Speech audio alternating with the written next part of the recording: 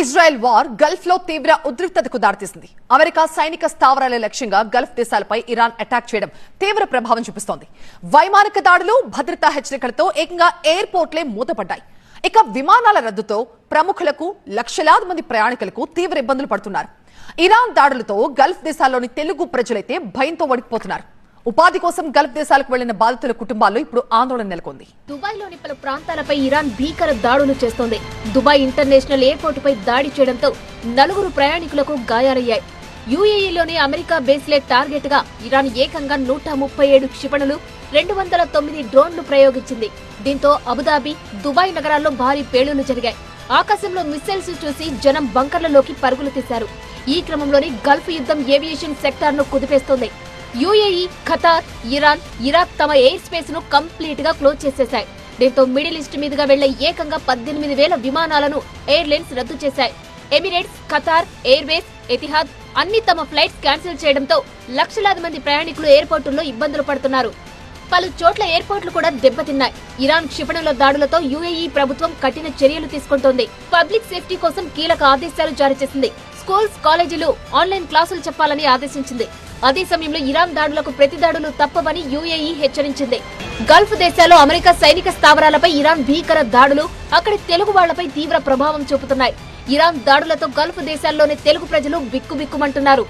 ప్రధానంగా బెహ్రెయిన్ లోని US air base లపై ఇరాన్ దాడులు చేయగా ఈ ఎయిర్ బేస్ కు సమీపంలోనే వేల మంది తెలుగు వాళ్లు నివాసం ఉంటుండటంతో భయానక పరిస్థితులు నెలకొన్నాయి. బెహ్రెయిన్ లో 40,000 మందికి పైగా తెలుగు ప్రజలు నివాసం ఉంటున్నట్లు అధికారిక లెక్కలు చెప్తున్నాయి. ఇరాన్ డ్రోన్ దాడులతో హడలిపోతూ ఆదుకోవాలంటూ ఏపీ, తెలంగాణ కేంద్ర ప్రభుత్వాలకు విజ్ఞప్తి చేస్తున్నారు. దుబాయ్లోనే భారత విద్యార్థులు కూడా వణికిపోతున్నారు. ఆందోళన వ్యక్తం చేస్తూ పలువురు వీడియోలు పంపుతున్నారు. ఏ నిమిషానికి ఏం జరుగుతుందో తెలియక క్షణమొక యుగంలా బతుకుతున్నామని ఆవేదన వ్యక్తం చేస్తున్నారు. ఇజ్రాయిల్, ఇరాన్ దాడులతో వణికిపోయామని స్టార్ షట్లర్ పివి సింధు తెలిపారు. దుబాయ్లో పరిస్థితులపై ఆమె ట్వీట్ చేశారు. ఎయిర్పోర్ట్ దగ్గర ఇరాన్ బాంబుల దాడితో భయంతో పరుగులు తీశామన్నారు. The last few hours have been extremely tense. We could hear the sounds of interceptions overhead, and a few hours later there was explosion very close to where we were holed up at Dubai airport. My coach was barely about 100 meters away where it happened, and had to quickly move out of the area.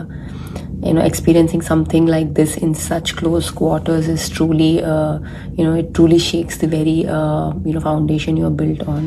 ఫ్యామిలీతో దుబాయ్లో ఉన్న సినీ నటుడు మంచు Iran దాడులపై స్పందించారు. Drone దాడులతో భయపెట్టాయన్నారు. దాడి దృశ్యాలను video తీసి పోస్ట్ చేశారు. ఇరాన్ దాడులతో ఉద్రిక్తంగా మారిన దుబాయ్లో సినీ నటి సోనాల్ చౌహాన్ చిక్కుకున్నారు.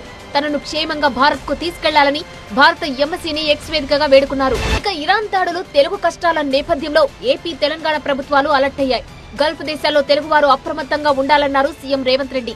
ఎంబసీ జారీ చేసే మార్గదర్శకాలను పాటించాలని కేంద్రంతో ఎప్పటికప్పుడు సమన్వయం చేసుకుంటున్నట్లు తెలిపారు. భారత ఎంబసీలతో అధికారులు సంప్రదింపులు జరపాలని ఆదేశించారు. తెలంగాణ ప్రజల భద్రత అత్యంత ప్రాధాన్యమని సీఎం రేవంత్ తెలిపారు. అలాగే బెహ్రెయిన్ లో ప్రవాస తెలుగువారి యోగక్షేమాలను అడిగి తెలుసుకున్నారు ఏపీ స్పీకర్ అయ్యన్న పాత్రుడు. అక్కడున్న వారితో ఫోన్ లో మాట్లాడి భరోసా కల్పించారు.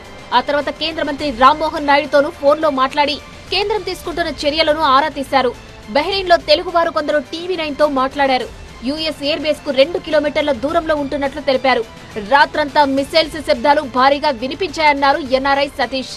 మొత్తంగా ఇరాన్, ఇజ్రాయిల్ యుద్ధంతో గల్ఫ్ దేశాల్లో తీవ్ర ఉద్రిక్తత పరిస్థితులు నెలకొన్నాయి.